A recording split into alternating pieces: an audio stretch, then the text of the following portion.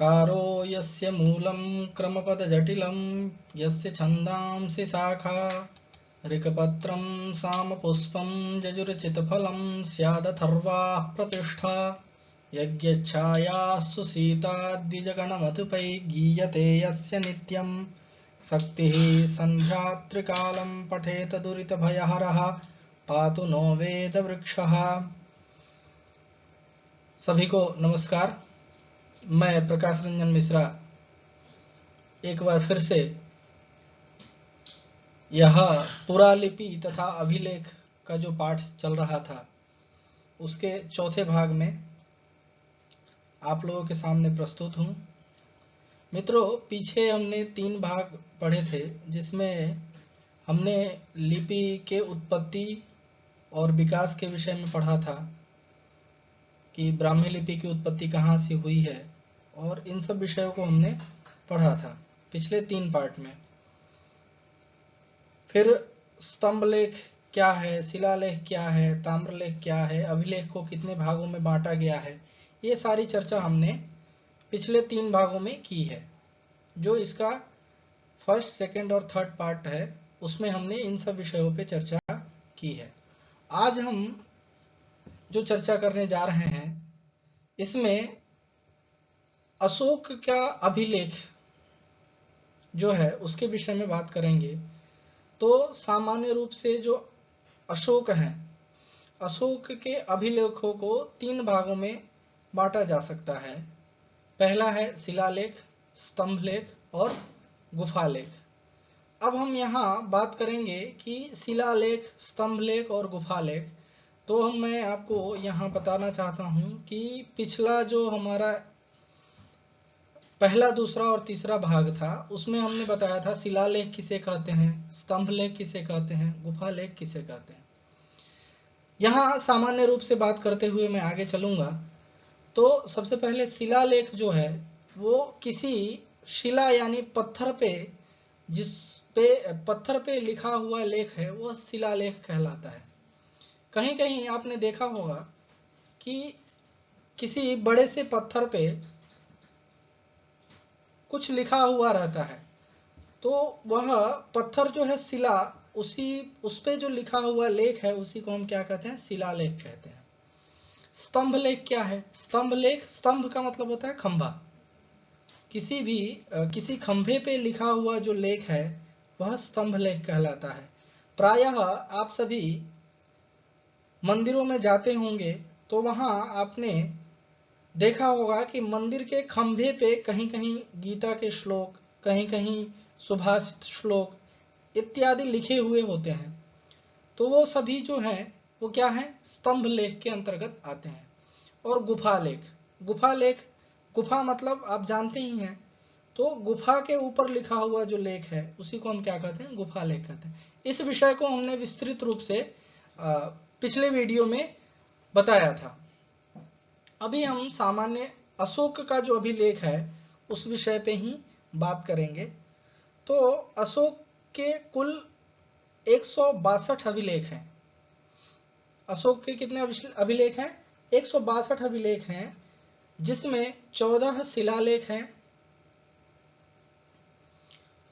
और वह कहाँ कहाँ पे हैं? तो सहवाजगढ़ी जो अभी पाकिस्तान में है वहाँ पे, उसके बाद मानसेहरा जो पंजाब में है, इनको छोड़कर बाकी सभी शिलालेख जो है अशोक का वह किस लिपि में है? तो कहा ब्राह्मी लिपि में है। और सहवाजगढ़ी और मानसेहरा जो शिलालेख है वह खरोष्ठी लिपि में है। तो मैंने लिपि के विषय में भी आपसे चर्चा की थी पिछले वीडियो में, तो आप वहां से भी लिपि क्या है, कितने प्रकार की है, तो ये सारी बातें आप वहां से भी देख सकते हैं। अशोक के अभिलेखों की जो भाषा है वह मुख्य रूप से प्राकृत भाषा है और तथा ब्राह्मी लिपि है। अब ऐसा प्रश्न आएगा कि अशोक के शिलालेखों या अभिलेखों की मुख्य रूप से जो भाषा है वो क्या है? तो प्राकृत भाषा है, ठीक है। और लिपि क्या होगी? तो ब्राह्मी लिपि होगी। बस 2 को छोड़ के बाकी सभी में ब्राह्मी लिपि है। कौन कौन सा 2? तो शहबाजगढ़ी जो पाकिस्तान में है और मानसेहरा जो पंजाब में है, इन दो शिलालेखों को छोड़ के बाकी सारे शिलालेखों की भाषा इत्युक्ते जो 14 शिलालेख हैं उसमें से 2 छोड़ के 12 शिलालेखों की जो भाषा है वो क्या होगी? प्राकृत भाषा, और लिपि क्या होगी? ब्राह्मी लिपि होगी। अशोक के तक्षशिला तथा पुलेदारुन के लेख में अरमाई लिपि और कांधार का द्विभाषीय अभिलेख यूनानी तथा अरमाई लिपि में है। जो अशोक का पुलेदारुनत जो लेख है वह अरमाई लिपि में लिखी गई है तथा कांधार का जो द्विभाषीय अभिलेख है वो यूनानी लिपि और अरमाई लिपि में लिखी गई है।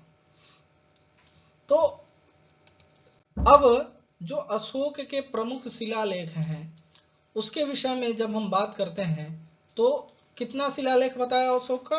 14 शिलालेख है। ठीक है, अब एक एक शिलालेखों के शिलालेख, प्रथम उसकी भाषा क्या होगी, उसकी लिपि क्या है, उसका स्थान कहाँ है, कहाँ वो शिलालेख प्राप्त होता है, उसका समय क्या है और उस शिलालेख में वर्णित विषय क्या है, किस विषय पे वह शिलालेख लिखा गया था, उस पे हम यहाँ चर्चा करेंगे।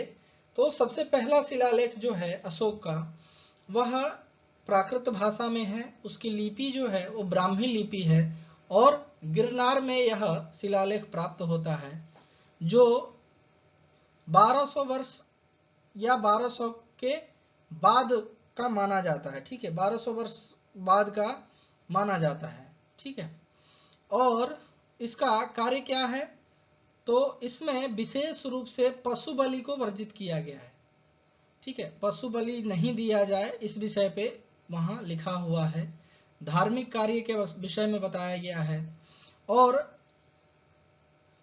इस शिलालेख से यह प्रमाणित होता है कि अशोक का जो जीवन है वो पवित्रता पूर्ण था।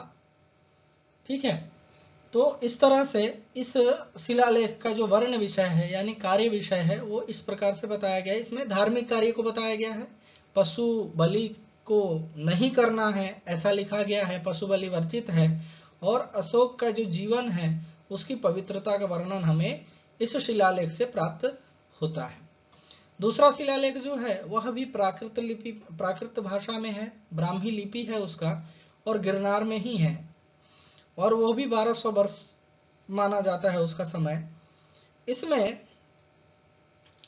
प्राणी मात्र को किसी प्रकार का कोई भी कष्ट ना हो, सभी लोग सुखी चैन से अपना जीवन यापन करें, इस विषय को प्रकाशित किया गया है। तीसरा शिलालेख जो है वह प्राकृत भाषा में है, ब्राह्मी लिपि और गिरनार में ही है। इनके अधिकतर शिलालेख जो हैं गिरनार में ही हैं। जैसे आप यहाँ देख रहे हैं कि लगभग शिलालेख इनके गिरनार में ही पाए जाते हैं और सब 1200 वर्ष का है। इसमें सम्राट अशोक ने अपने अधिकारियों को 5 वर्षीय भ्रमण का आदेश दिया था। सम्राट अशोक जो थे उनके जो अधिकारी लोग थे वो उनको 5 वर्ष का भ्रमण करने के लिए इसमें कहा था। इस शिलालेख में जो लेख हमें प्राप्त होता है उसमें यह विषय लिखा हुआ है। चौथा शिलालेख जो है सेम है, प्राकृत भाषा है, ब्राह्मी लिपि है, गिरनार में ही प्राप्त है। इसका विषय वस्तु क्या है? तो इसमें राजा के न्याय, प्रियता और पवित्रता को विशेष रूप से दर्शाया गया है।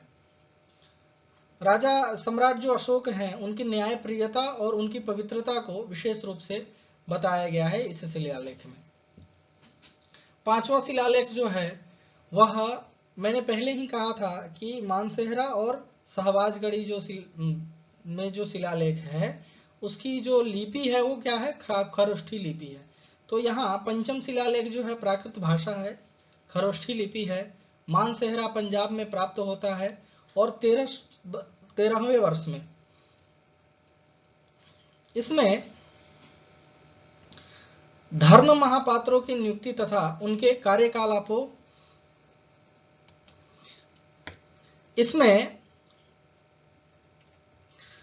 अशोक ने धर्म महापात्रों की नियुक्ति तथा उनके कार्यकलापों के विषय में बताया है।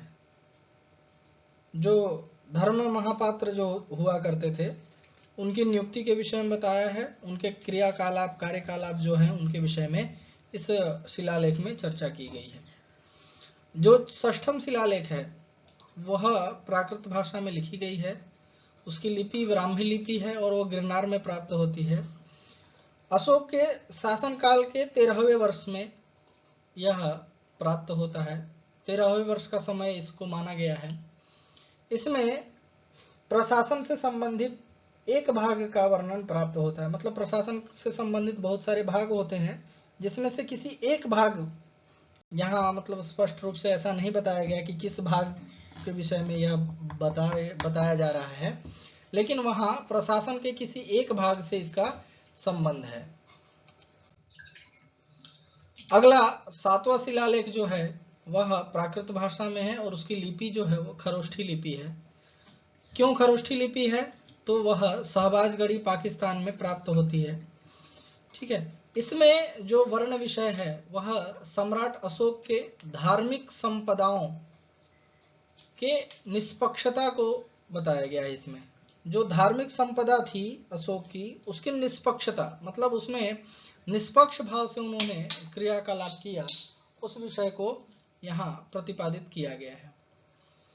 8वीं जो शिलालेख है वह प्राकृत भाषा में है, ब्राह्मी लिपि है, गिरनार में है।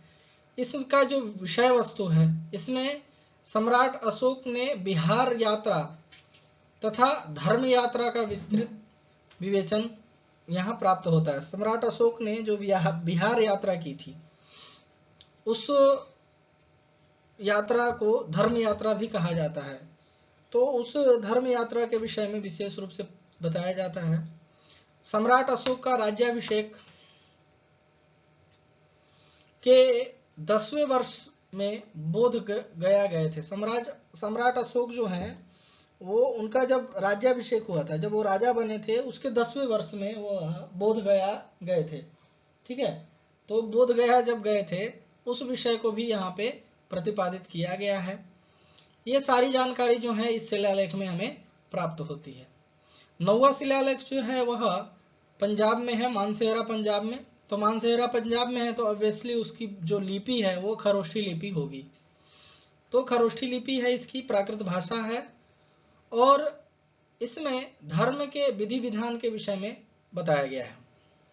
10वीं जो शिलालेख है वह गिरनार में है, ब्राह्मी लिपि है, प्राकृत भाषा है और इसमें उद्योग को मुख्य रूप से उद्योग को मुख्य लक्ष्य बनाने के विषय में कहा गया है कि उद्योग जो है वही मुख्य लक्ष्य होना चाहिए मानव जीवन का।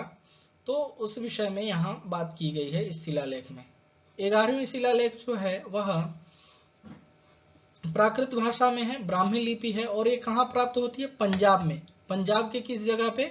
कादसी एक जगह है, वहां यह शिलालेख प्राप्त होता है। इस शिलालेख में धम्म मतलब धर्म, बुद्ध का जो वो है वहाँ धर्म को धम्म पढ़ते हैं, तो धम्म के विषय में विस्तृत चर्चा की गई है और धर्म की श्रेष्ठता तो को यहाँ बताया गया है कि धर्म की श्रेष्ठता क्या है उसको प्रदर्शित किया गया है इस शिलालेख में। 12वीं शिलालेख है, उसकी प्राकृत भाषा है, खरोष्ठी लिपि है, शहबाजगढ़ी पाकिस्तान में प्राप्त होती है। इसमें सहनशीलता के विषय में अत्यधिक बताया गया है। सहनशीलता क्या है इस विषय को बहुत ही अच्छी तरह से वहां प्रतिपादित किया गया है।